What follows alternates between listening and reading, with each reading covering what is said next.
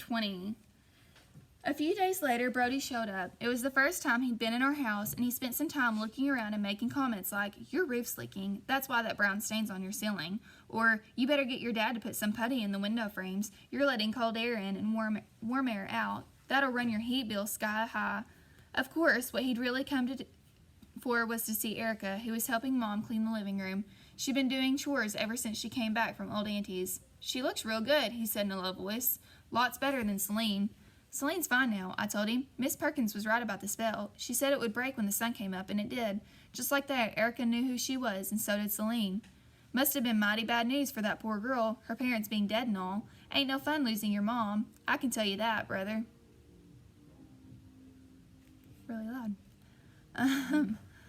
"She's gonna be all right. The O'Neills treat her like a granddaughter." While we had a glass of milk and some cookies, I told Brody what he wanted to hear, all the details of Erica's rescue. When I was done, Brody said, "I've been telling the kids at school about you going to the cabin and seeing old Auntie and her hog. Boy, was they surprised you done that. Didn't think you had the guts." Brody helped himself to more cookies and grinned at me. "When I tell them what you done to get your sister back, they'll all want to be your friend." I took a handful of cookies and grinned back at him. "You want to climb Brewster's Hill and take a look at what's left of the cabin?" Brody swallowed a mouthful of cookies and thought about it. "You sure old Auntie's really gone, both her and that hog?" "I told you, Bloody Bones fell off the cliff and broke into bits, and old Auntie died in that fire." Brody dipped his last cookie into his milk and shrugged. "You mind if I whistle for Bella? She's good company." So with Bella leading the way, Brody and I climbed the trail to the top of Brewster's Hill. The dog acted as if there was nothing to fear in the hollow. In fact, she ran over and peed on the charred wood just as she were saying it was her place now. While Bella sniffed in the ruins, Brody and I kicked at the logs and poked around in the ashes as if we were looking for something. I don't know what, just something. Brody wandered over to the chimney, which was still standing. "Daniel," he yelled, "come here." He was backing away from whatever it was, plainly scared. I ran up to see what he'd found. Little Erica lay in the ashes, looking up at me with one eye, almost as if she were winking. The other eye had melted into its socket.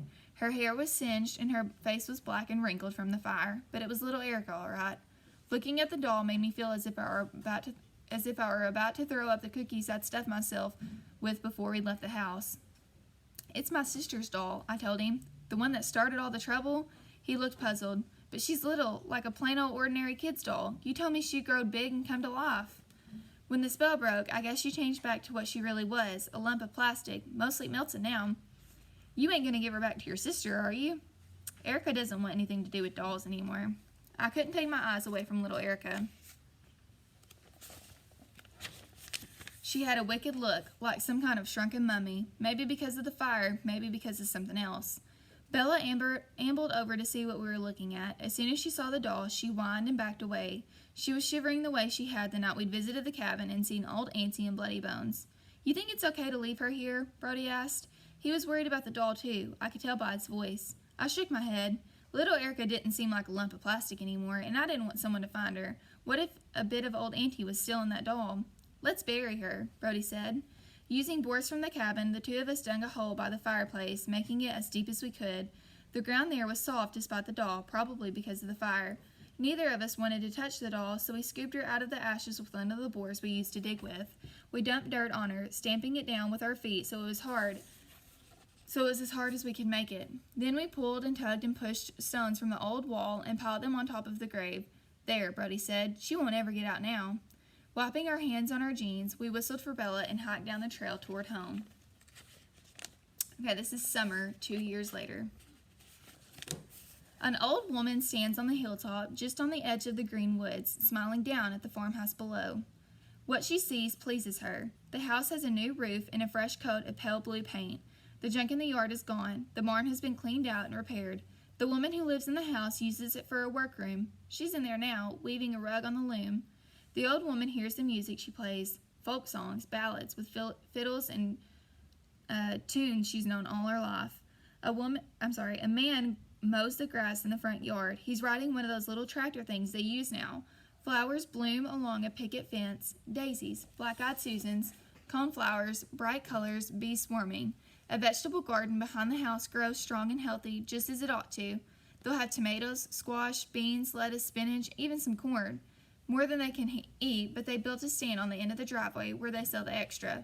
The old woman watches Daniel play catch with Brody, the boy who lives down the road. She watches Erica and Celine take turns swinging on a tire hung from a high branch. She hears them laugh, all four of them. She sees the woman come out of the barn and cross the yard, shooing chickens out of her way. A few minutes later, she calls the children to come into the house and cool off with lemonade. "Well, Auntie," the old woman says to someone she can't see, someone who once roamed these woods and watched the farmhouse with dark intent. "You been took yourself, and I aim to make sure you stay took. These children don't recollect a thing about you, except sometimes when they dream, but we all got nightmares, don't we? Then morning comes and sweeps them away like cobwebs." Walking slowly and carefully, the old woman climbs the trail to the top of Brewster's Hill. Vines and weeds have grown over the charred wood. Wildflowers sway in the breeze. A mockingbird sings in a nearby tree. With her walking staff, the old woman pokes at the ashes as if she's making sure the fire's out and Auntie and Bloody Bones are still took. She pays close attention to the stones piled up near what's left of the chimney. A tall clump of Queen Anne's lace almost hides the burial place, all as it should be, calm and peaceful. The old woman sits down on the stone wall to rest. She watches the butterflies flit among the flowers, bees hum in the wild clover. One of her cats has followed her, solid black except for a little white spot on its chest. "Cat, come sit a spell." She pats her lap, and the cat curls up on the old woman's bony knees. "You and me and that boy, we done good work that snowy night." She strokes the cat until its whole body vibrates with a rumbly purr. "We made us our own tale, didn't we? A tale like the tellers told back and back and back to the first tellers sitting around their fires, keeping the dark away with their words." The old woman yawns. Before she stands up, the cat jumps off her lap, and the two of them disappear into the green woods.